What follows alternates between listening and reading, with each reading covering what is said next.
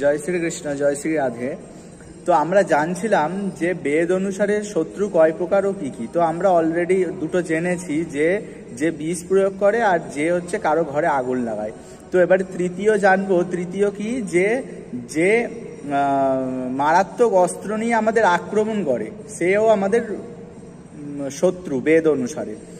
তো যে আমাদের মারাত্মক অস্ত্র বা ধারালো অস্ত্র নিয়ে আমাদেরকে আক্রমণ করে সেও আমাদের শত্রু। আর কি বলছে চতুর্থ, যে অন্যায়ভাবে ধন সম্পদ লুট করে। তো যে অন্যায়ভাবে কারো ধন সম্পদ লুট করে সেও কিন্তু আমাদের বড় শত্রু। আর কি বলছে, যে অন্যায়ভাবে অন্যের জমি দখল করে। তো যে কিন্তু অন্যায়ভাবে জমিও দখল করে সেও আমাদের ভীষণ বড় শত্রু। আর কি বলছে, যে ধর্মপত্নীকে হরণ করে। এটা কিন্তু হয়েছিল রামচন্দ্রের সীতাকে রাবণ হরণ করেছিল। তো সেক্ষেত্রে কিন্তু শত্রু হয়েছিল এবং শত্রুকে বিনাশও করেছিল রামচন্দ্র। কিন্তু এক্ষেত্রে কলিযুগে কিন্তু এটা সম্ভব নয়, কারণ এখন ধর্মপত্নীকে হরণ করতে হয় না, সব তো ছেলে মেয়ে রেখেই চলে যায়।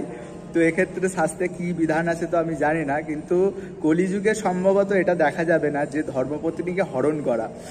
তো কেমন লাগলো সবাই ভিডিওটি জানাবেন। সবাই খুব ভালো থাকবেন। জয় শ্রীকৃষ্ণ, জয় শ্রী রাধে।